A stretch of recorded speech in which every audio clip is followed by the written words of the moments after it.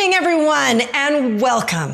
We are broadcasting live from the Wild Animal Sanctuary, the world's largest sanctuary for carnivores here in Keansburg, Colorado, just east of Denver. We have got a lot planned for this historic evening, so we are excited you're here. My name is Maria, and if you've had the opportunity to visit the sanctuary, you've actually met me. I've been back there on the big screen welcoming all of you for the last few years. So it's a pleasure to spend tonight with you in person. We have people logging in from all over the world, and I want to acknowledge you all for joining us this evening. Some of you may be longtime supporters of the work here at the Wild Animal Sanctuary, continually contributing to our efforts to combat the captive wildlife crisis. We are so honored to be with you tonight. You really are the lifeblood of this amazing organization. Some of you may have been introduced to these amazing animals through Netflix's Tiger King and are curious about what happened to the tigers that were in the show. We promise you'll get to go behind the scenes and meet the real stars of the Tiger King and learn more about their journey to freedom. Others may have heard about this event through social media, and you may literally have no idea what this is all about, and we're here to fix that. And of course, we know everyone has spent way too much time on Zoom calls and video conferences, so we promise that this event will be short, dynamic, and powerful. You'll discover something new, be entertained, and most of all, be truly inspired by the stories of these amazing animals. One thing all of us have in common is that we are fascinated by these magnificent creatures. These tigers, these lions, wolves, and bears, and we all want the best life for each and every one of them. There are a lot of animal lovers in the house. So, no matter who you are, I'm sure you're a bit curious. Why are we hosting this historic event now? Well, for over 40 years, the Wild Animal Sanctuary has been rescuing animals from across the globe, many of whom were trapped in tiny cages, lived in family homes, or were enslaved by horrible circuses and zoos. Over the decades, we've rescued thousands of these animals, giving them back their freedom. Yet, still, the problem of the captive wildlife crisis remains, and tens of thousands of these majestic creatures still suffer in captivity. So, what changed that has us so excited to be here with you tonight? For the first time ever, the end of the captive wildlife crisis is in sight. Programs like the Tiger King brought significant exposure to the individuals and organizations who have been profiting from the captivity of these animals. And it brought the question of these animals' care to the forefront. Not only did millions of people watch the Tiger King, but the US government was watching as well. Since the premiere of the program, they have been working together with the sanctuary to shut down, rescue, and rehabilitate the animals from illegal breeding, distribution, and money-making schemes throughout the US. Many of the operations you saw on Tiger King, such as Joe Exotic's GW Zoo, have been closed. And their animals now live in extraordinary freedom here at the Wild Animal Sanctuary. We'll take you behind the scenes of one of those rescues and give you a first-hand perspective tonight as one of Joe Exotic's tigers tells her story in her own words. Yep, you'll hear from an actual tiger later tonight. In fact, here's a taste of that conversation. You'd think the lowest point in my life would have been those horrible years I spent in Joe Exotic's Tiger Kingdom as a prop in his crazy money-making schemes. But my story goes way deeper. Even as a little baby tiger cub, I was just a dollar sign, shoved into a pool to swim with paying customers, till I just about died. Eventually, I was rescued, and now live free in the largest sanctuary in the world. So pull up a chair to hear this crazy story. You won't believe it. Cool, huh? So, while the tide is turning, there's still a lot to do. And new illegal operations are springing up throughout the country. And that is why we are coming to you live tonight. What we do together today will resonate for decades. to come. It will turn the page on this horrific crisis and save the lives of thousands of these magnificent creatures. Put simply, we're here to ask for your help toppling these tiger kingdoms and eliminating the captive wildlife crisis forever. You'll notice there's a giant scoreboard on the screen right here that will be updated periodically throughout the night as donations come in. Our goal tonight is to raise at least $500,000, so please keep those donations coming. There's a donate button on the page you logged into. You can donate at wildanimalsanctuary.org or use the text to give option if you're mobile. Just be sure to stay tuned to the live stream as there's a ton of cool stuff we will be sharing with you tonight. We'll do our best to recognize each gift by name, or you can remain anonymous. We also want to hear from you, so feel free to jump into the conversation in the chat window and connect with us that way. Every dollar you give goes directly to these animals, to the rescue, the care, and the long-term well-being of each creature. It creates these enormous habitats, acres of freedom for the animals. It provides food, medical care, and so much love for each animal when they arrive here at the sanctuary. But the biggest thing we're here to raise money for tonight is to strike the final blow in these tiger kingdoms, forever eliminating the captive wildlife crisis, an epidemic that's been going on for decades. What is the captive wildlife crisis?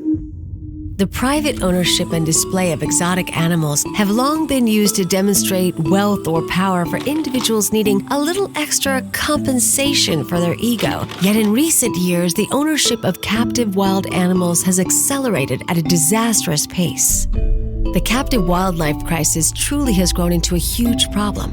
But why? Early in the century, captive wild animals were primarily used by wealthy individuals, circuses, or trainers, but the problem was limited to just a small number of people. All that changed when zoos began breeding and then offloading excess animals into the private sector to make room for newborn cubs that would draw in more visitors. Soon, it became easier to own a tiger or lion. Small makeshift roadside zoos began springing up across the country. The market for young tiger cubs grew exponentially, and breeding became a big business. Driving the demand was money. Wild animals were used to attract customers through marketing gimmicks and promotions. For example, the Put a Tiger in Your Tank marketing campaign single-handedly resulted in thousands of tigers being put on display at gas stations across the country, hoping to capitalize on the hype. As demand grew, so did the black market. Grassroots animal auctions began selling exotic animals of all types to a growing number of buyers willing to shell out the big bucks. The animals were nothing more than a commodity to be used to make money. And people loved it. Imagine fueling up the car while the kids check out a tiger. For many, it was a huge thrill, and demand drove the supply up immensely. In the late 90s to early 2000s, it's estimated that over 30,000 exotic animals were being held in private collections. Living conditions were truly horrible for these animals, who spent their entire existence in small cages or in concrete pits. Soon, people began to take notice and started to complain. The passing of the U.S. Endangered Species Act meant that many of the worst violators were eventually shut down.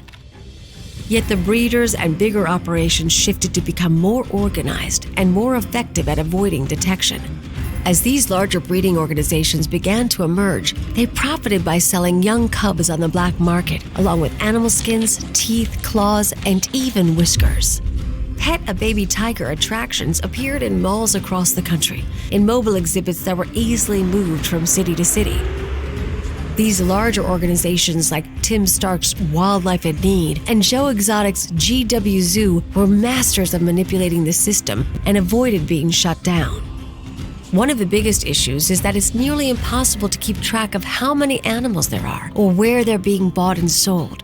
Much like a chess game, the breeders work to constantly stay one move ahead, finding loopholes in the system that let them keep growing. If the authorities shut them down in one state, they just pack up their animals and move to another state and start over while making a ton of money in the process. Today, there are over 20,000 captive wild animals in roadside zoos and attractions across the U.S., yet we know there are many, many more that are unaccounted for. Each of these captive animals represent a highly organized grassroots system of breeders, auctions, and consumers built on enslavement merely to make a profit. So, like so many things in this world, the captive wildlife crisis comes down to one thing: cold, hard cash.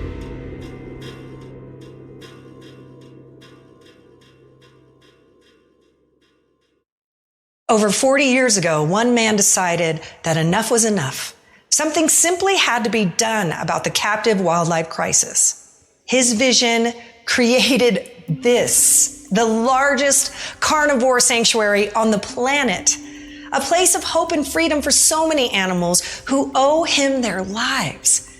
It's my honor to introduce Pat Craig, the founder and CEO of the Wild Animal Sanctuary. Pat? Well, thanks, Maria. I'm excited to be here tonight, and I really appreciate you coming and helping as well. And I'm up on the walkway, which is a beautiful evening, and we're here with the animals, and they're out in the habitats. But really, I'm excited about this fundraiser tonight and this event that we're doing, because it's so special, and it's something that's really near and dear to me, because all of our supporters and all of our volunteers and all of our staff are just as passionate as I have been for the last 41 years. I started this sanctuary when I was 19 years old.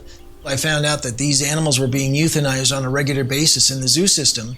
And that felt really crazy to me, that they were killing majestic creatures. So I started the first sanctuary in the country and started to take in these animals. But I realized right away that they needed to live in big natural spaces, not cages. And so that's what we specialize in. And I think everybody understands that we really care about the quality of life. And so there is a giant difference between us and other captive places like zoos or other facilities. And it's really important for people to understand how that is.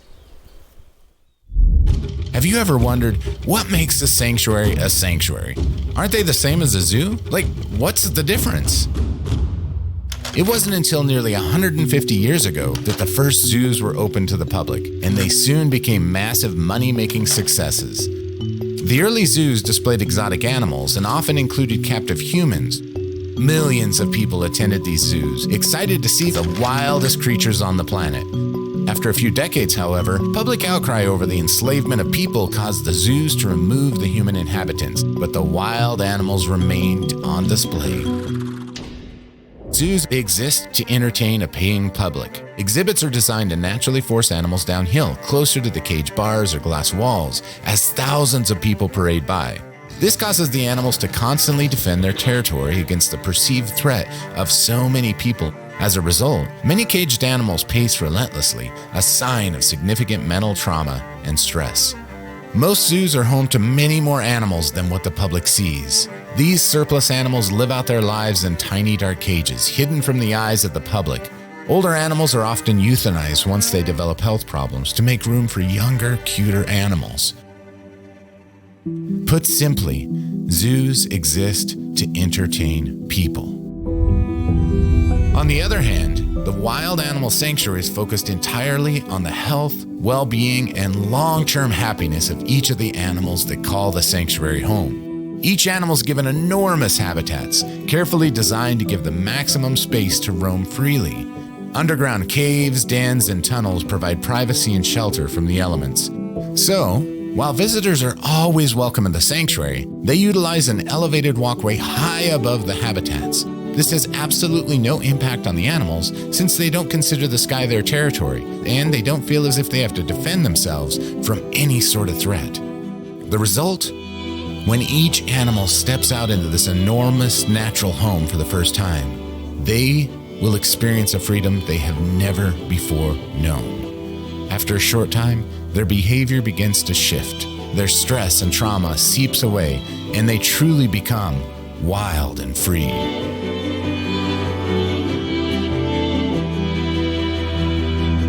So to sum it all up, the biggest difference between zoos and the sanctuary is simply this. Zoos exist to make money and entertain the public, whereas the sanctuary's entire focus is to create the very best life for every single creature for the rest of their life.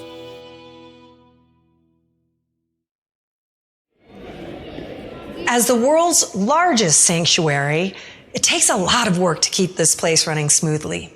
Our team of medical professionals work together with the animal care team to nurse these animals back to health and continually monitor their well-being for the rest of their lives. I'd like to introduce you to one of the team, Becca Miceli, who's been with the sanctuary for many, many years. Thanks, Maria, and I'd like to thank everybody who's here joining us tonight. I just kind of wanted to share with you guys the process of what we do when the animals come in and kind of talk about a little bit where they come from. You can see I'm in the clinic tonight, and this is kind of where a lot of the rehabilitation, a lot of course, the medical stuff happens, where when they come in, we evaluate them.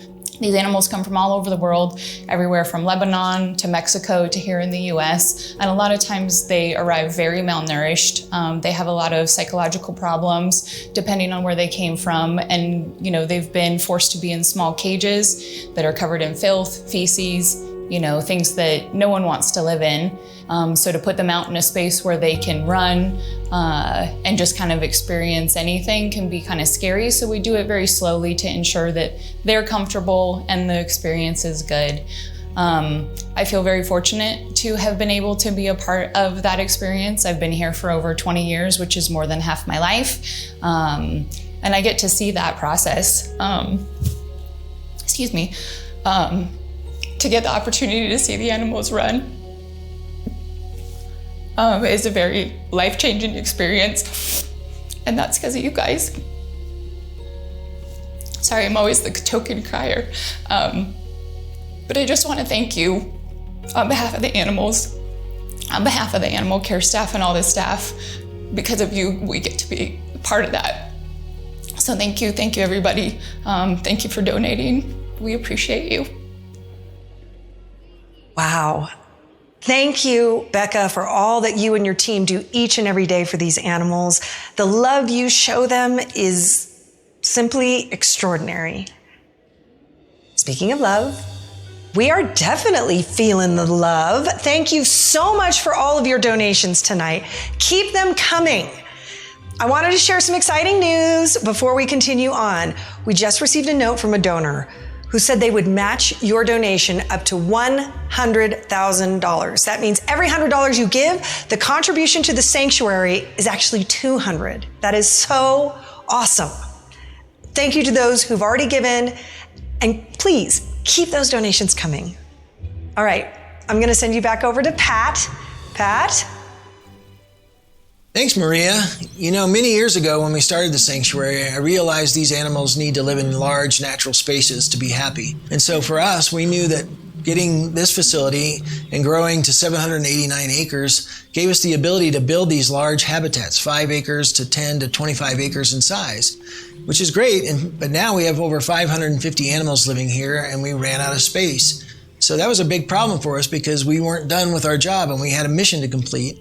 So we ended up needing to find a way to solve our space problem.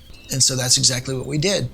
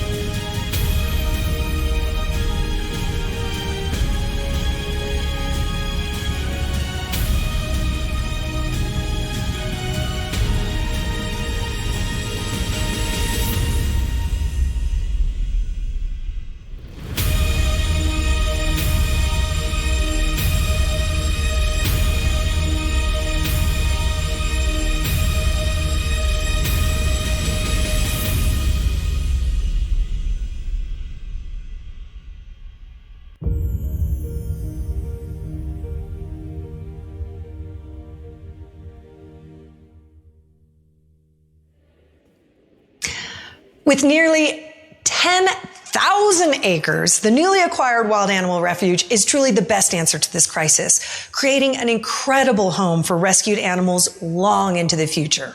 I want to send you all down to Taylor, head of the animal care team down at the refuge. Taylor, can you hear me? Yes, Maria. Hi, I can hear you. It is a spectacular evening down here at the refuge. Emery has joined us today here as well. This place is truly amazing. Oh, and it's huge. Each habitat we've constructed here is 2 to 3 times larger than what we've been able to provide at the original sanctuary. There's tons of trees, rocks, and caves for the animals to hide and play in. In fact, one of our bear habitats just right over here is over 240 acres in size.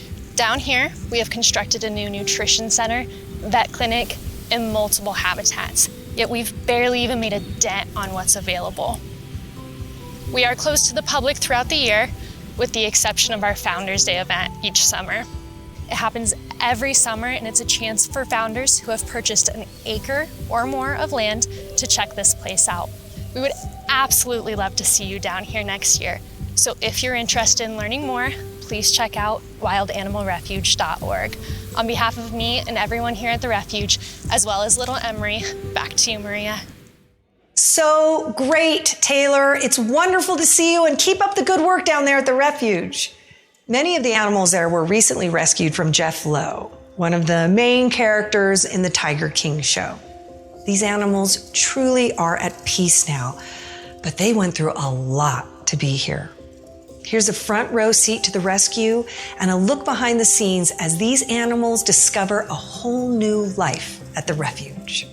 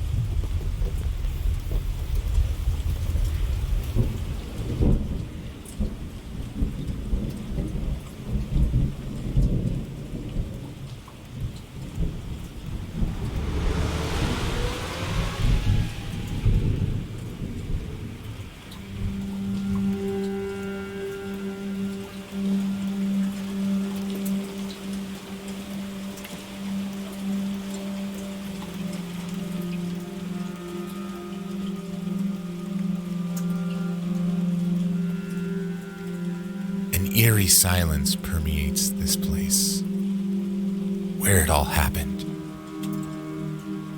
It's as if Mother Nature looks to hide the embarrassment of these horrible spaces, seeking to reclaim this land for her own. This is mine, she says, as green tendrils of ivy spring up cage walls as if to pull them down. Doors hang open, rusted locks are cut. Branches and grass spring up to hide the scars in the earth, the painful devastation that occurred here not so long ago. These wounds caused by man's pride, man's hubris, soon shrouded by the tender fingers of new growth, of life overtaking pain. This was a place of captivity. Built to make money, gain power, garner prestige, each animal trapped with a purpose to be bred, bought, sold, used to entertain. And today, the last animals escape forever, leaving this place empty, ready for nature to do her work.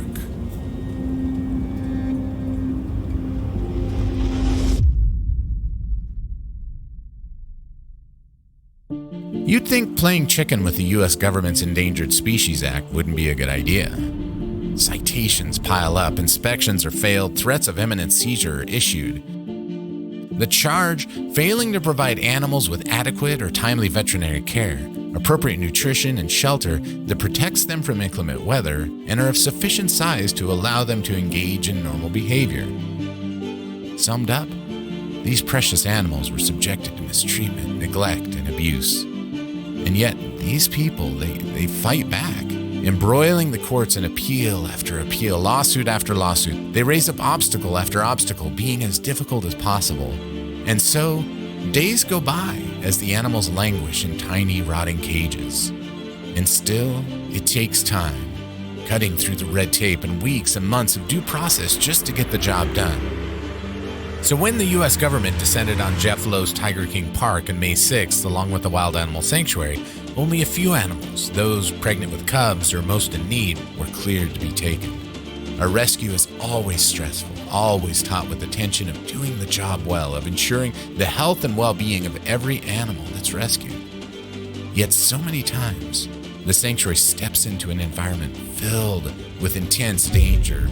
Threats of violence, taunts, and rage swirl around. You have to keep your head down, ignore the slurs, the yelling, and just get the job done.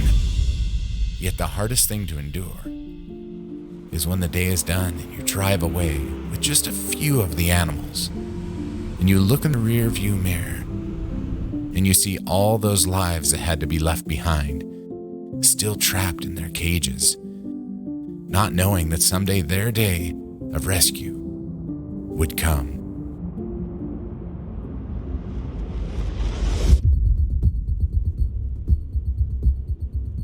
As rescues go, this is a big one. One of the largest and highest profile cases of animal abuse and neglect, amplified significantly by the exposure of Netflix's popular show. This massive rescue was a joint operation incorporating 17 different sanctuaries from across the nation, each taking a few of the animals, yet leaving most for the Wild Animal Sanctuary to rescue.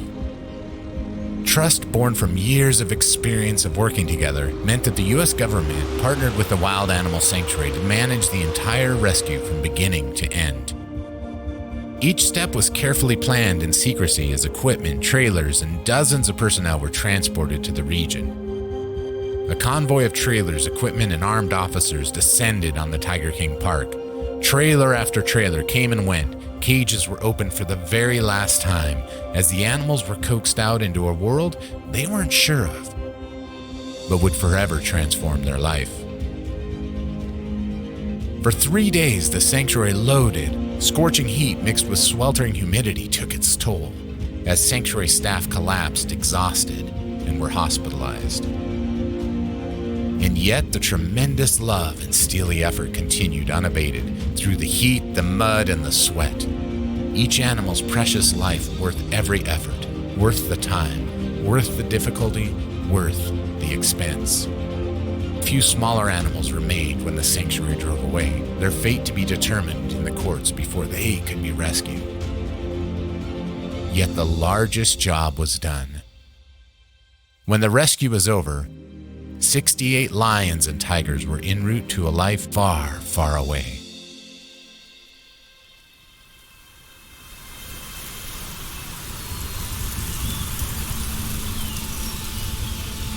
A beautiful peace fills the air of this forever home. Mother Nature's masterful handiwork, a true refuge. The perfect home to restore these creatures, healing what was broken, stolen, or enslaved. This is mine, she says, as the cage opens and they step out free.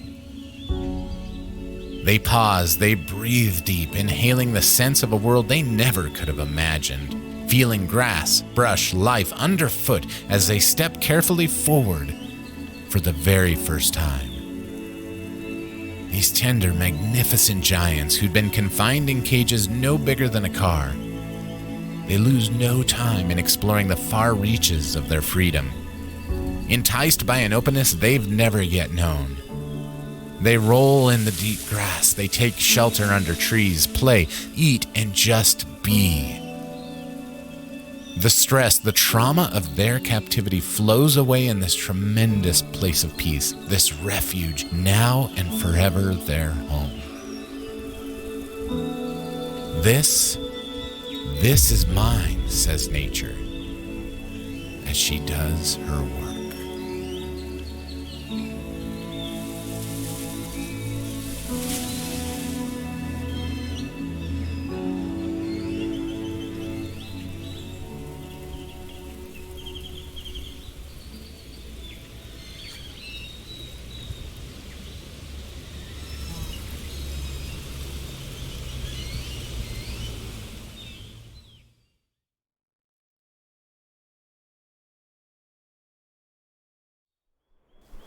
Every animal that comes to the sanctuary has their own story.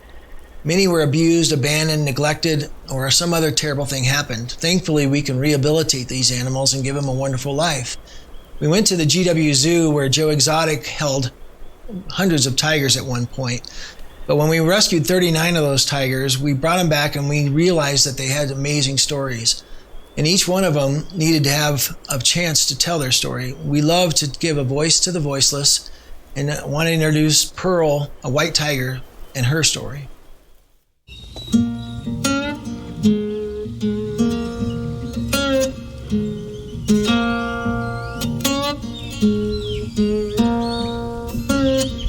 I ain't nobody's plaything. Not some toy laying here to brighten someone's day. Not here to help someone feel powerful or accomplished. And I certainly ain't something to be crossed off some damn bucket list. No, sir. This pearl isn't some shiny trophy on the mantle. I'm free. I am whole, powerful. I go where I want, do what I want, am who I want to be. But it was a long time before I knew that. Right from the start, it was totally messed up.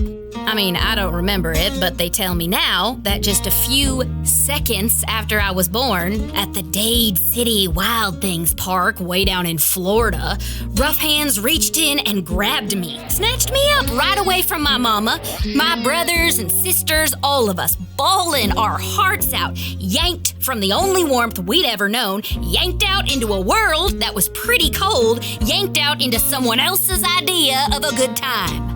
We got tossed in these little tiny cages with a bunch of other cubs filled with straw, wood chips, and the like, our tiny bodies wet and shivering from the fear and the exposure and the shock, crying like we was alone, 'cause we was. Dade City was supposedly known for their love of animals of all types, but that love weren't nothing but show. Every creature in their care soon discovered they best keep their head down if they knew what was good for them. My first memories were clambering over my brothers and sisters trying to get at the bottle of formula they brought us twice a day. There weren't never enough, and you quickly learned that if you didn't fight your way to the top of the squirming pile, you weren't getting nothing. And God knows, I've always been something of a fighter. So I was luckier than some of my other weaker siblings who didn't, well, they didn't make it.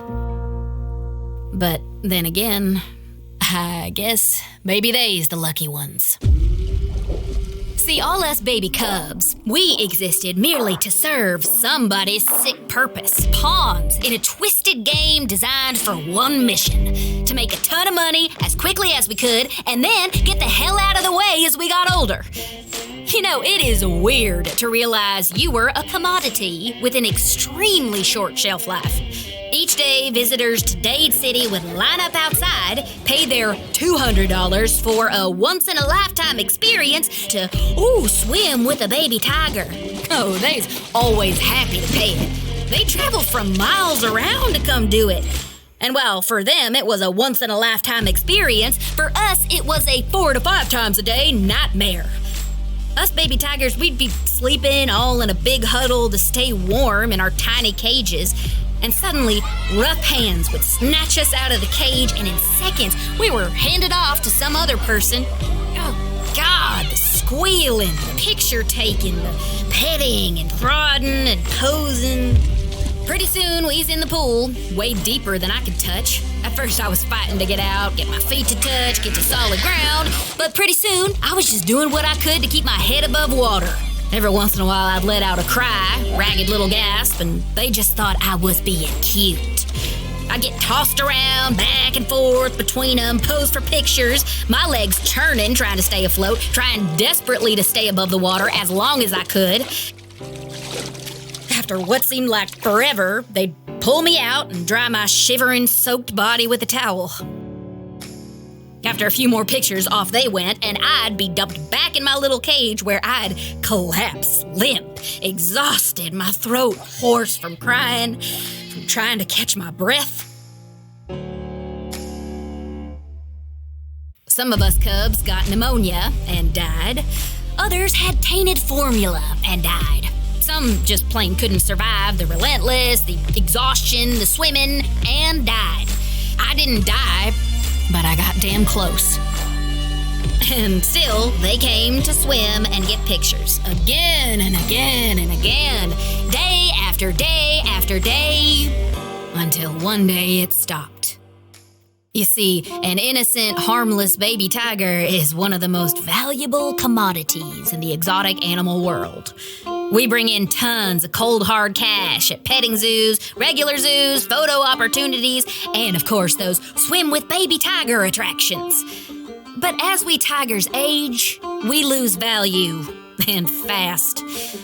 Usually our worth is all but gone by the time we're 4 or 5 months old, about the time we grow big enough to stand up for ourselves. And so, we get shipped off to some new nightmare, sold to someone else. And each time we change hands, we lose value.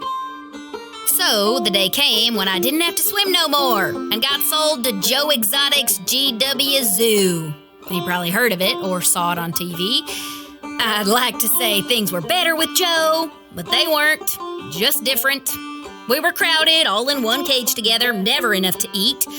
Some animals got declawed badly and died from their infections. All of us got hit by rakes and shovels, got sprayed with fire extinguishers, punched, kicked, and yelled at. So, while they said the GW Zoo was some sort of sanctuary, we were just there to make money and make Joe feel like a hero. You see, Joe fancied himself to be some sort of exotic showman, so he'd parade us out, let people pet us, always showing off. He'd say how much he loved us, but like every other human I'd ever interacted with, he pretty much just loved himself.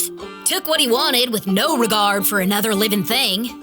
I got pretty sick, was pretty hungry, and I sure learned not to trust nobody. Well, that's when the wild animal sanctuary showed up. Started loading a few of us into their trailer. Here we go again, I thought to myself, headed out somewhere horrible. To be used, abused, mistreated, taken advantage of. Geez, I couldn't have been more wrong in my life. This place, these people, they see me for who I am. Love me for who I am, physical and emotional scars and all, which was hard for me to really take in at first. See, when you get used as someone else's plaything, you start believing the lie that you ain't worth nothing. Nothing more than how they value you, how they treat you. So, to survive, you hide yourself real deep inside so you can't get hurt again. Kind of go numb. Just a shell of who you could have been. But here at the sanctuary, they do things a lot differently. So different, it kind of takes your breath away. Just unstoppable love. Demonstrated every single day. The sanctuary never forced me to do anything I didn't want to do. Gave me this enormous new home with lots of space. way more food than I could ever eat, other tiger friends to hang out with, even some pumpkins on Halloween. And the best thing of all, I don't have to pretend to be something I'm not. I've got plenty of room so I can be myself, not some sideshow or plaything. I do what I want. So while the sanctuary has visitors, they're way up on that walkway. I could choose to come say hi, walk around close by the walkway. But you know what? Most times, I'm good over here. Loved and adored by people that truly care enough to let me be me. 'Cause here, I'm free. I am whole, powerful. I go where I want, do what I want, and I know who I am. I know who I am.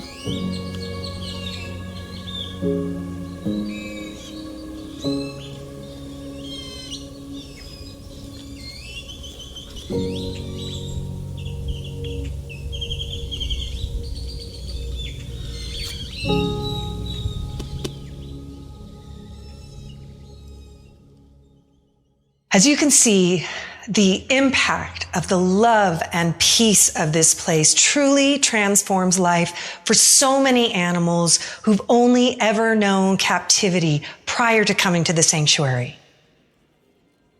But there's something we haven't covered yet.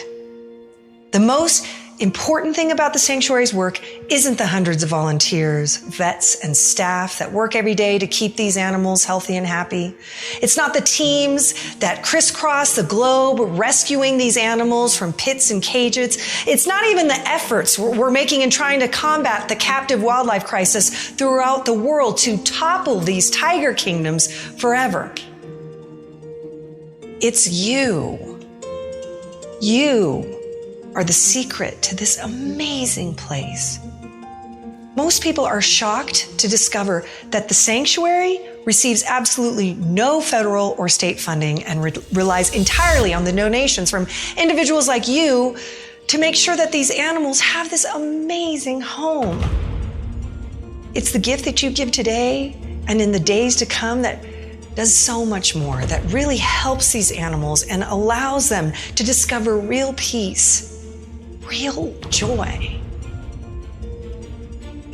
Put simply, you, all of you, are what saves these animals' lives. Life is full of choices. Moments in time where an individual has the opportunity to decide where to go, what to do, who to be in a single moment. A single decision that can shape the circumstances of their life, forever shifting the course of the world around them. Some decisions affect only themselves. Others ripple across the lives of those around them. So what is it within a person that would have them choose fame, fortune, power, or status over compassion, healing, and love? The choice to cage another, to own a being so beautiful, so majestic, so powerful, magnificent strength diminished to nothing more than just a plaything.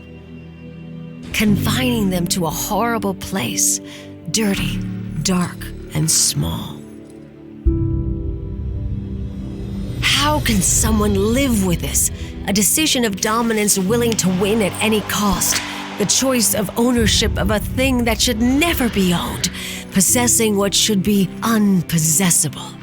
The decision to participate in something that actively hurts another, seeking selfies, likes, and the thrill of a lifetime, supporting a system of harm, leaving a creature broken, trapped, and alone.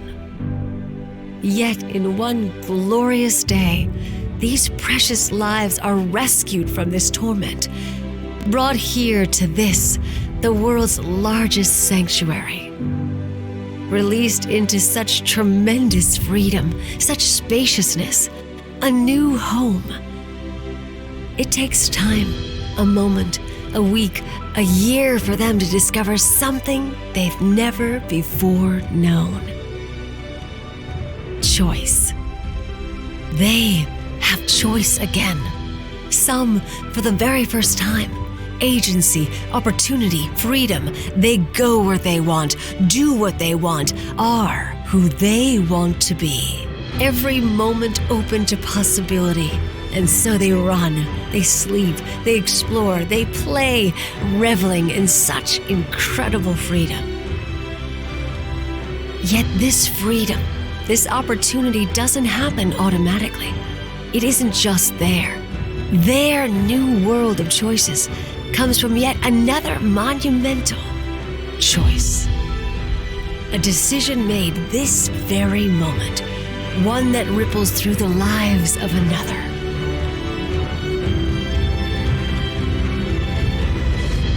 The choice in this moment is yours.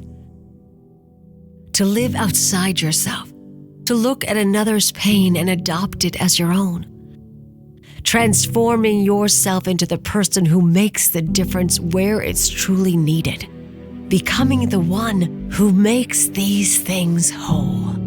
Your choice creates life, freedom, hope, forever opening the cage door. And so, because of this single choice to give today, they will forever live free.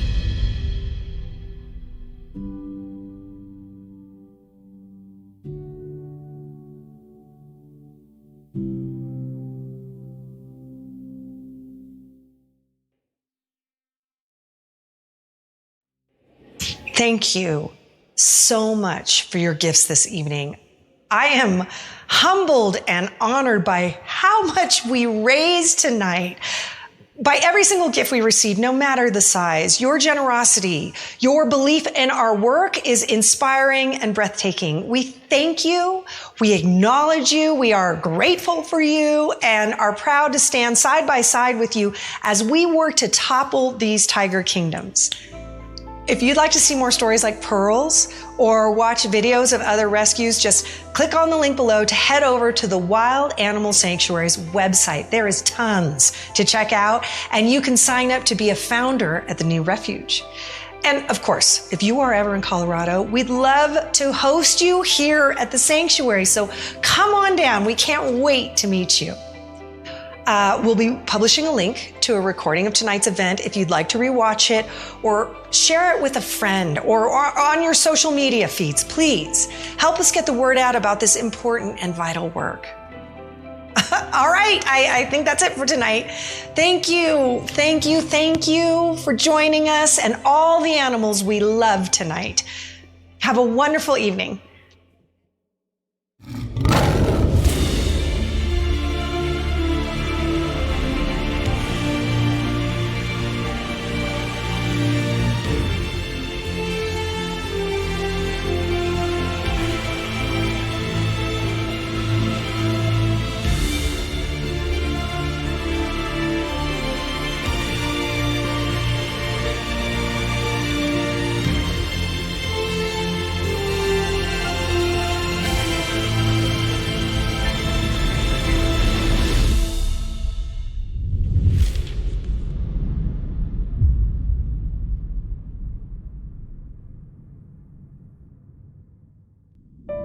Over the last 20 years, we at Stage 2 Studios have been honored to travel the globe, filming in some of the most beautiful regions, producing work for a variety of clients and nonprofits.